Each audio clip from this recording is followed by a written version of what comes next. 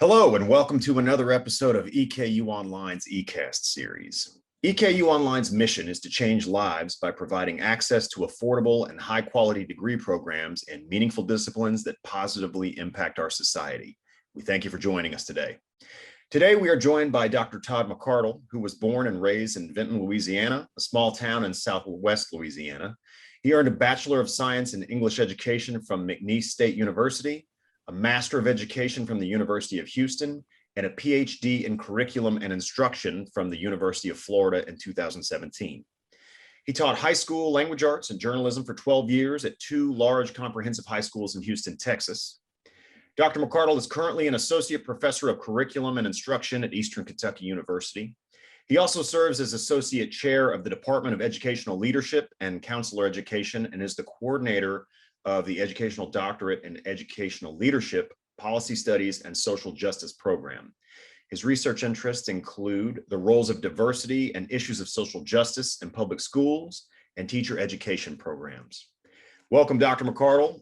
Thank you so much for your time today. We appreciate it. And let's jump right in. Let's go. As we begin our discussion, Dr. McCardle, please share with us what online courses you teach for the College of Education. Tell us how you manage to juggle your role as an administrator and as a professor. So for our online courses, I'm currently, I'll be teaching two. I teach one on the regular ETL 800, which is it's an introduction to teacher leadership. That's a course I redesigned about 2 years ago, and that's one that I've taught. I teach every semester in fall, summer, and in the spring. Another course that I'm redesigning right now that I will be teaching in the fall is EDL 950. It's Educating and Supporting Diverse Student Populations. It is a course that is shared by the EDD program and the Ed Specialist program, and that is done online as well.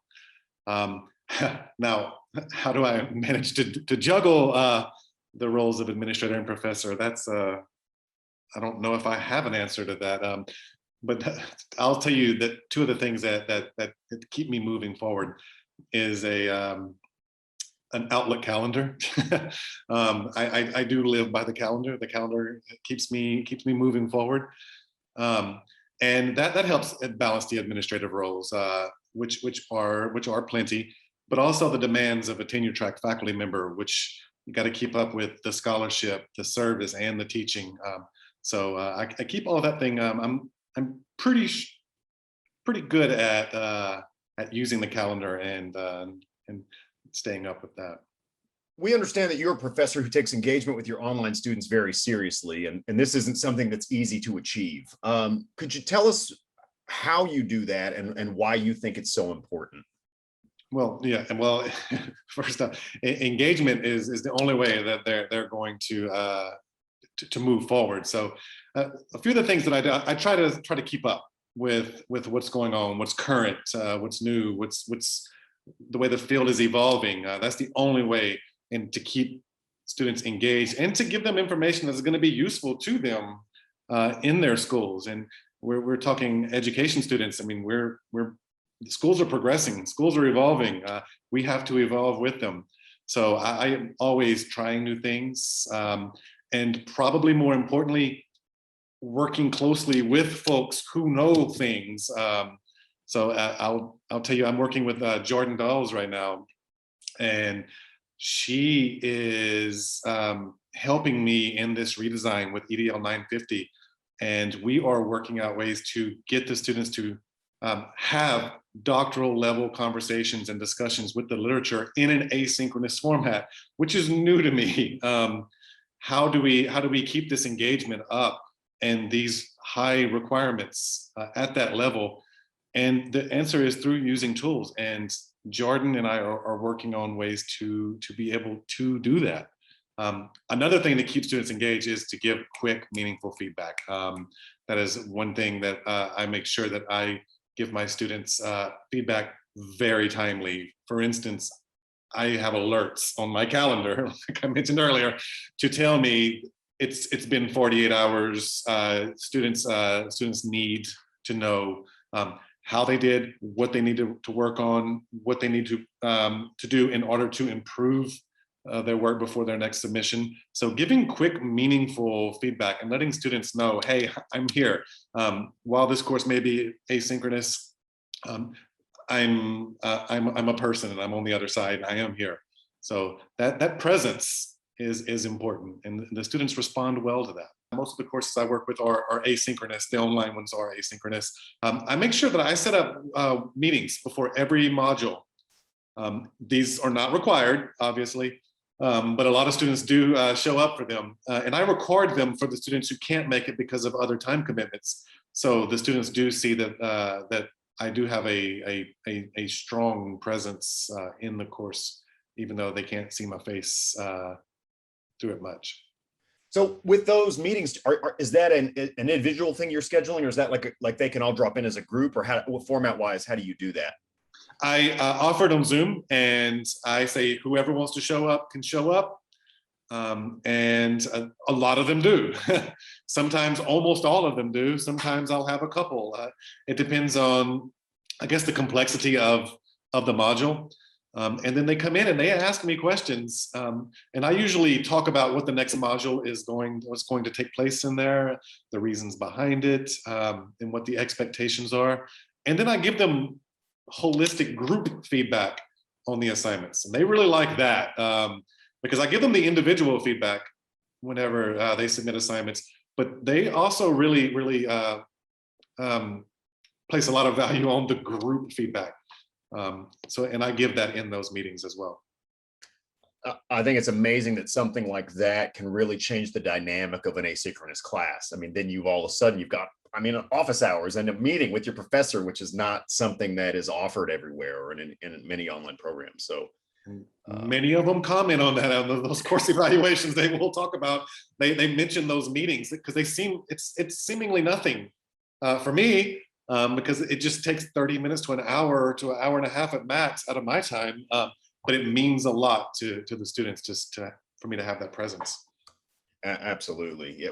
Well, we've read the reviews too, so we can attest to what you say. Big thumbs up from our end as well. The role of online teaching and learning is growing at an exponential pace. The courses certainly are not easier, and the self-initiated work ethic has to be there. So what do you attribute this growth to? Why are students flocking to online learning? I thought about this question. I'm thinking about why students are doing this. And I keep going back to convenience. I really think that it is much easier for students to hold down whatever source of employment they have and still be able to get their college degree on their, not really their own time, but on their own, during their own schedule throughout the week. And that's important because, we have to understand that the rate of tuition, the rate that tuition has risen over the past few decades has far exponentially outpaced the wage hikes in minimum wage and in salary jobs. So it's very difficult for students to go to college right now and to be able to afford college. So they need those jobs during the day if they have a family and a job. So we're talking about essentially two jobs there. The convenience of having this online opportunity is something that a lot of students need. So I don't think we can overlook that. And I still want to go back and underscore how wages have not kept up with tuition raises. To piggyback off that question, Dr. McCardle, what kinds of students are you seeing have success in your online courses, and what attributes make for a solid online learner in your experience? All of them. So I think all students tend to, I've had students from all kinds of backgrounds do really well and excel in this format. What sets the students apart are the ones who have the time and the ability to engage with each other. That takes a little bit more time, because one of the major components of the courses I design require the students to engage with each other, especially in this doctoral level course. There's going to be a lot of engagement with the students and with me, and that takes time. So it's students who have the time to be able to put into this work, or the ones who are successful, those who are willing to take on the challenge of growing, of understanding that they don't know everything, that they're wanting to evolve as educators, as teacher leaders in one course, as administrators in the other course, as specialists.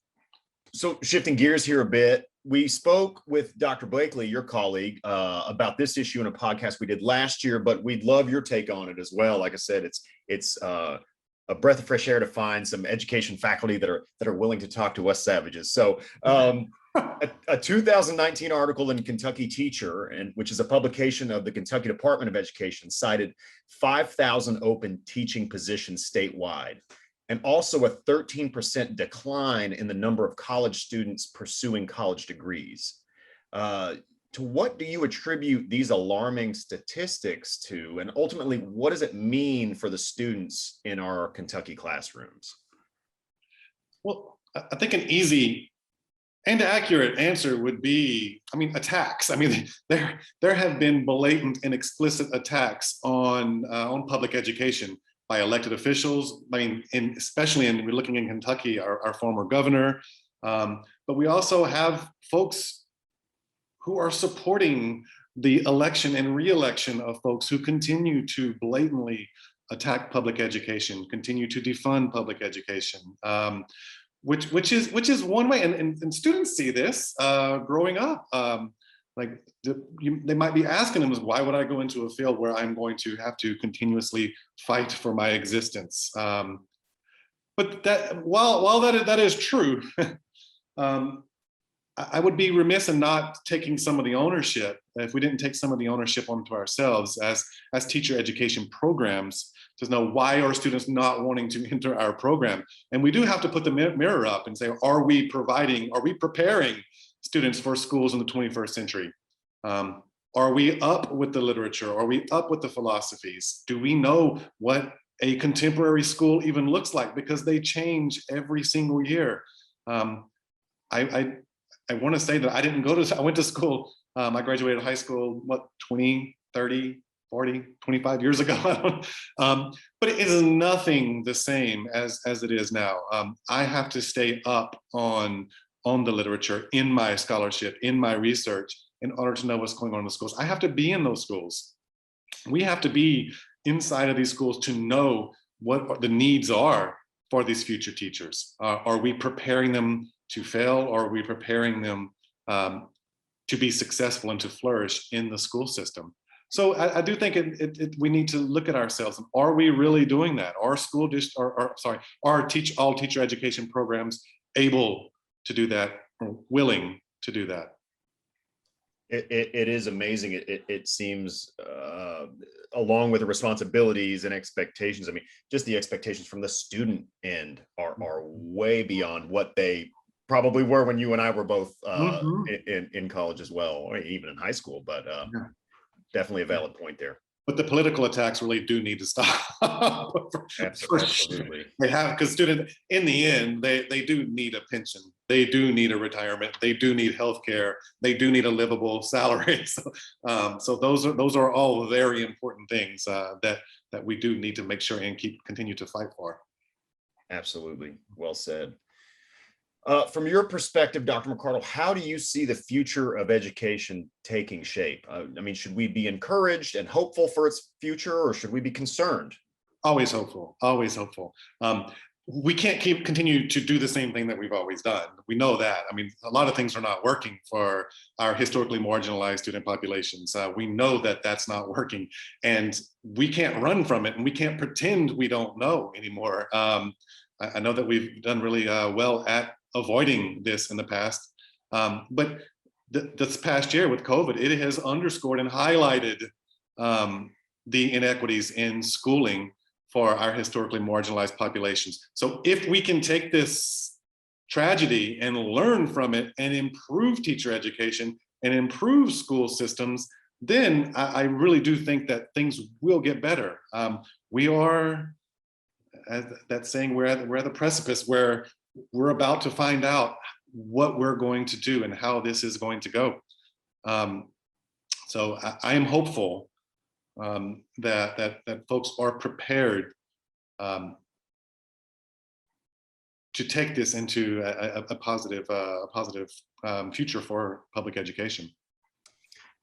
I really appreciate what you said there. I mean, obviously, globally, we've all had such a year with COVID, and so many inadequacies of different systems have been brought to the forefront. But I do appreciate that, you know, you're acknowledging as well that there are some things we could learn here. There are some things we could change here, and if we don't do that, it seems like we're making a huge mistake. So yeah, so it's the whole concept of folks are talking about, oh, well, we see everything that went wrong, but what would you keep? And I asked my students, what is the one thing that you would like to keep from this COVID year that we've learned? What is one thing in education that you would like to carry on and to continue? So that's and the answer to that is that these are the things that we really need to focus on. And you'll get various answers from students because they're the ones who know what's working for them and what's not. Let's switch gears to maybe a more pleasant topic. Tell us a little bit about your research interest, Dr. McCardle. Well, my research, as you mentioned in the introduction, it all boils down to one word: access. So I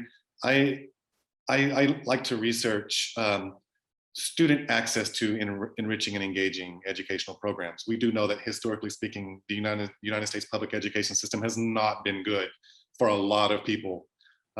It has been good for a privileged few.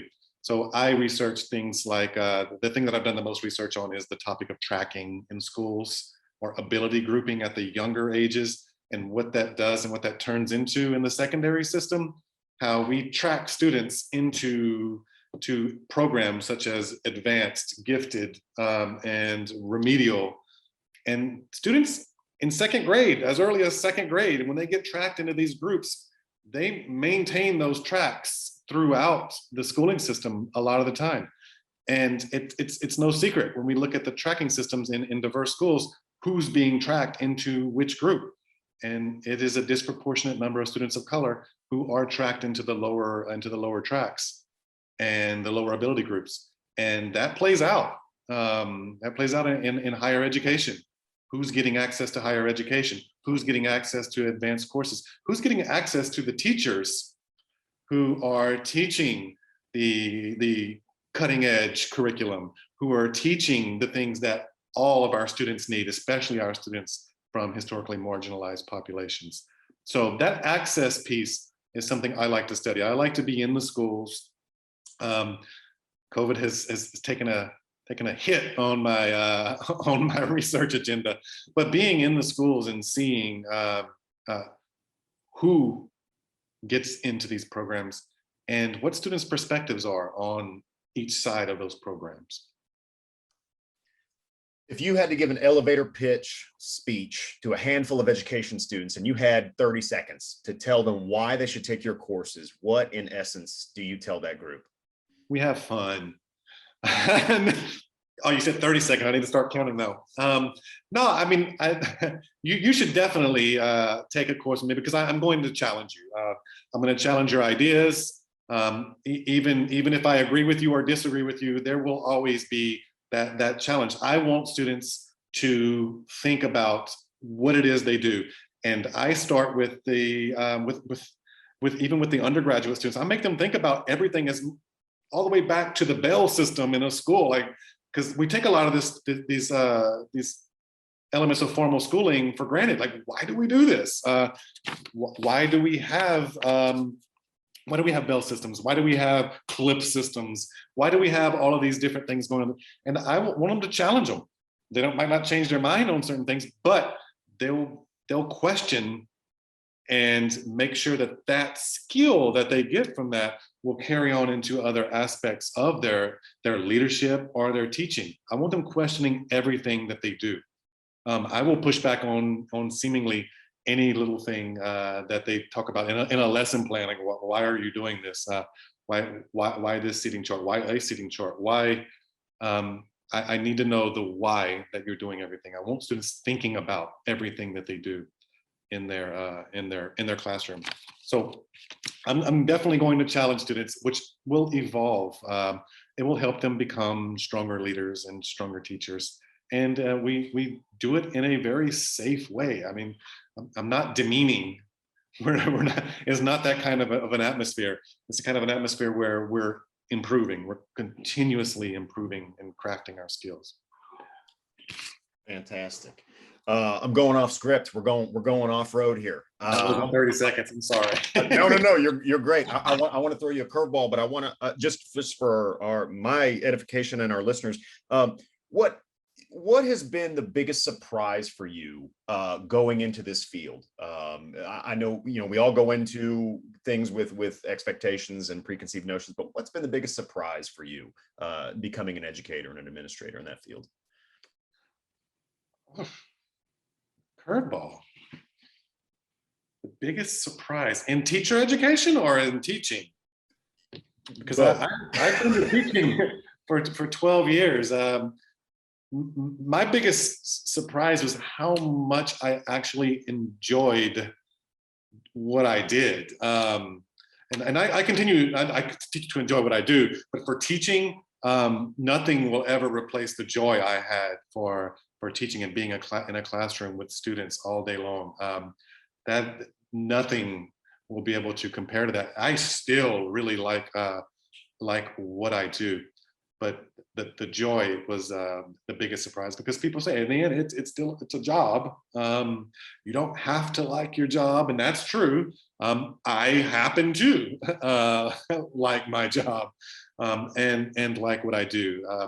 I get to leave my house every morning and go and work and do things that impact children, either directly then or indirectly now. But I know that on the other end of the work that I do, there are children, there are students. Great answer. Sorry to throw that out. I'm just curious because I feel like being a teacher, I hope you have to like your job, because it can be thankless work. Yeah, but I know a lot of people don't. Sure. And it can be fine. I know a lot of good teachers that do this as their job, and that is completely fine, and that's okay. I just happen to love it. That's a great thing. Dr. McCardle, if you would please share with our listeners a little bit about your personal interest. You're wearing two hats here, so what is it you like to do with your spare time, if you have that? Well, I love to travel. That's travel and cook. So one of the things I do. So I'm from South Louisiana. I love cooking. One of my favorite things to cook is jambalaya. And a lot of people aren't big fans of it, but jambalaya is probably my favorite meal. I don't cook boudin, but boudin is my favorite food. Every summer we go back home and I visit my family in Louisiana. We're going to be back in a couple of weeks, and I'm pretty ready because I didn't get to go last year because of COVID. I love traveling. Love going to Europe. It's been a while since I've been back because I have 2 kids. So travel abroad has not been so easy raising 2 kids. So a lot of our travel now takes place in a vehicle. I'm also a big sports fan. Pretty much into all competition. Love football, basketball, baseball, you name it. If it's on TV, I will get into it. I'm pretty interested in it. Is there anything else you'd like to share with our listeners today, Dr. McCardle? I don't have anything. You have any more curveballs? I was trying to think what else. How else could I throw something at him that we hadn't talked about? Well, here's one. And you asked. Oh yeah. You just mentioned previously the biggest surprise of your job is loving that you do that. And obviously there's differences within the classroom or within the online environment. Have you been able to find that same payoff in the online environment? Yes, it's more difficult, no doubt. Online teaching is challenging. I know a lot of folks, just move it all online. It's no. It is far more difficult to have that same level of engagement, because part of my teaching style is sort of entertaining. I do a lot of moving around, and it is far more difficult to do online, and I lose a lot. I'm not going to lie. Not trying to take away from online learning. A lot of my personality is hidden online because it's just really difficult to be the style of teacher I am in an online environment. That's why I like to have a mix of face-to-face and online to be able to continue to have that face-to-face engagement. But I'll tell you, those meetings are great. That when students come, I think that's why they react so well to them, is because they get to see the side of me that they don't see in just typing. I definitely think that's one of the things that sets, obviously yourself, many of our faculty at EKU apart, is that we find that you all really go above and beyond in many cases to reach that level of engagement, and that's never lost on our students. So we thank you for that. Right. Dr. McCardle, thank you so much for your time today. It's been a real pleasure speaking with you and meeting you for the first time. I appreciate that. I hope we can get you into the studio soon, and we can get back to producing some normal stuff in a normal world. But again, we thank you for your dedication to our students and appreciate your time today. No, yell when you need something.